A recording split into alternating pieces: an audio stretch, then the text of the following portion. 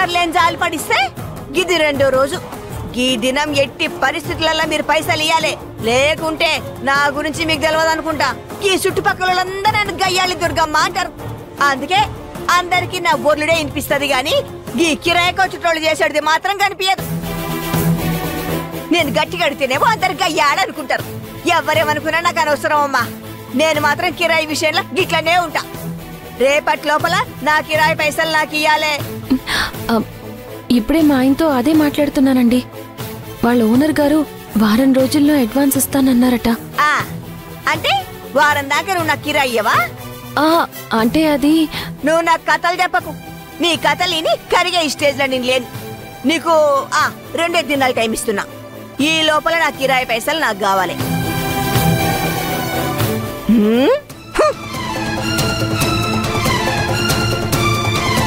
ఆయనేమో వారం దాకా అడ్వాన్స్ ఇవ్వము అని చెప్పారు. ఇప్పుడేమో చేతిలో డబ్బులు లేవు. ఓనర్ గారేమో ఇలా కోపడుతున్నారు. ఇప్పుడు ఏం చెయ్యాలి? ఎలా అయినా ముందు ఇంటి అద్దె కట్టాలి. కానీ ఎలా? అస్సలు అర్థం కావడం లేదు.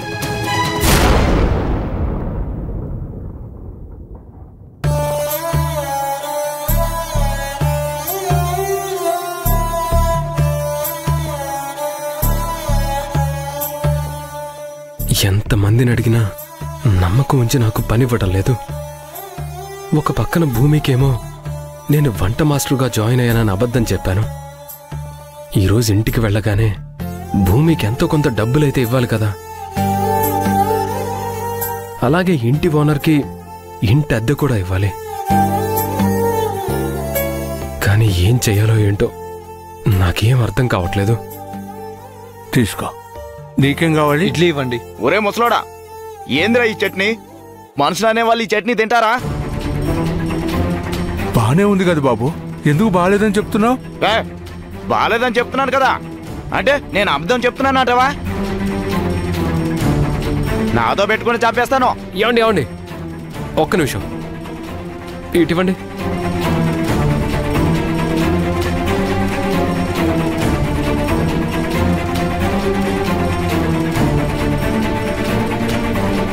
ఇదిగో ఇప్పుడు తిని చూడండి.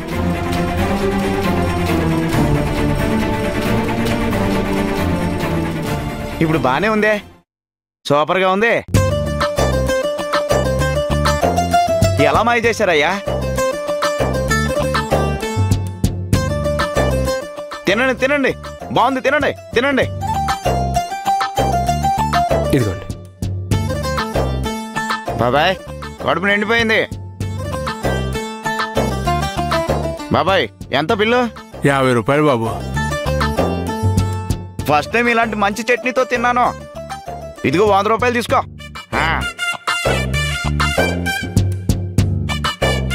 బాబు నాకు కొంచెం చట్నీ వేయండి బాబు. ఇవ్వండి.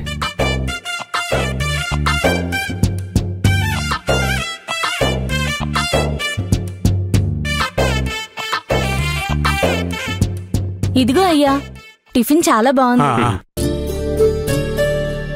బాబు సమయానికి వచ్చి నిజంగా నాకు నువ్వు చాలా పెద్ద సాయం చేసావు బాబు. అతనేమో తాగేసున్నాడు. నేను చెప్పేది అతనికి అర్థం కాదు. అందువల్ల నా వ్యాపారం ఎక్కడ పాడైపోతుందో అని తెగ బాధపడుతున్నాను బాబు. నువ్వు వచ్చి నిజంగా నన్ను ఆదుకున్నావు బాబు. అది కాదు బాబాయ్, ఈ వయసులో ఇంత ఎండలో ఇంత కష్టపడి సైకిల్ తొక్కుతూ టిఫిన్లు అమ్ముకోకపోతే హాయిగా ఇంట్లో కూర్చోవచ్చు కదా. ఉదయం పూట 10 మందికి కడుపు నింపితే సాయంత్రానికి అదే నా కడుపు నింపుతుంది బాబు. బాబు నేనిలా అంటున్నానని తప్పుగా అనుకోవద్దు. పర్లేదు బాబాయ్, చెప్పండి. ఏం లేదు బాబు, నేనా ఇలా సైకిల్ తొక్కుతూ ఎండలో అమ్మలేకపోతున్నాను. నువ్వు మాకు చేదోడు వాదోడుగా ఉండి ఈ ముసలి వాళ్ళకి సాయపడి ఈ టిఫిన్లు కాస్త అమ్మి పెడుతూ ఉంటే నీకు సాయం దొరికినట్టు అవుతుంది కదా. వచ్చిన దాంట్లో సగం డబ్బులు ఇస్తాను. బాబాయ్ మీకు వచ్చేది తక్కువ. ఆ వచ్చే 100లో నాకే సగం ఇచ్చేస్తే ఇంక మీకేం మిగులుతుంది? మీ ఆవిడ నేను చూసుకుంటాం. అంతగా అవసరమైతే నాకేదైనా పని దొరికే వరకు మీకేదైనా సాయం కావాలంటే నేను చేసి పెడతాను. లేదు బాబు, ఓసారి ఆలోచించు. ఇంట్లో ఖర్చులైతే ఉంటాయి కదా. సరే బాబాయ్, నీకు ఆసరాగా ఉన్నట్లుంటుంది, నాకు పని దొరికినట్లుంటుంది. లాభం వచ్చాక చూద్దాంలే. అట్టాగే బాబు. ఏదో ఒకటైతే పని దొరికింది. బాబాయ్కి ఆసరాగా ఉన్నట్లు ఉంటుంది, భూమికి కూడా ఈ డబ్బు కొంత ఉపయోగపడుతుంది. ఇంటి అద్దె ఇవ్వడానికైనా, ఇంట్లోకి కావాల్సిన సరుకులు కొనడానికైనా ఇవి ఉపయోగపడతాయి. మంచి పని దొరికే వరకు ఈ బాబాయ్కి సాయం చేస్తూ ఉండడమే మంచిదనిపిస్తుంది. బాబు వెళ్దాం పద బాబు. అలాగే బాబాయ్, పద.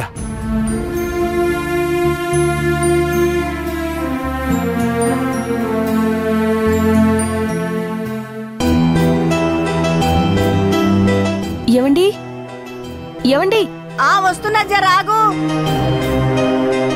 నువ్వా? పైసలు తెచ్చినవా? ఇంకా కిరా ఇయ్యలేదేందా అని నేనే వద్దాం అనుకుంటున్నా. నువ్వే వచ్చినవా? సరే తీ పైసలి. ఏవండి, దాని గురించే మీకు ఒక మాట చెప్దామని వచ్చాను.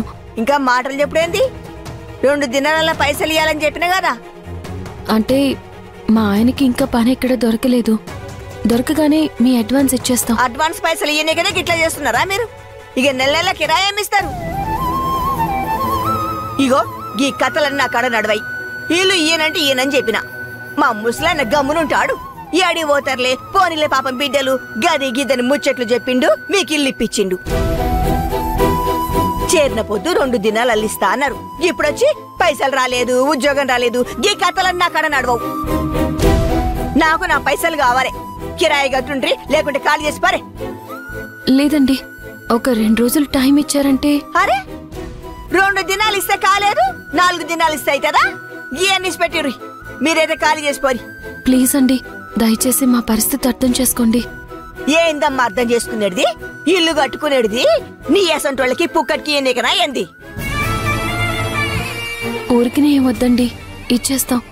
ఎప్పుడు ఇస్తావు? 2 దినాలు అన్నావు, ఇప్పుడొచ్చి పని దొరకలేదు మళ్ళీ ఇస్తా అంటున్నావు. మళ్ళా 4 దినాలకు వస్తావు, మళ్ళా పని దొరకలేదు, ఇంకో 4 దినాలు కావాలంటావు. గీ దుర్గమ్మ తానా గీ కథలని నడవాయి. పైసలు కట్టుర్రి, లేకుంటే ఖాళీ చేసిపోరి.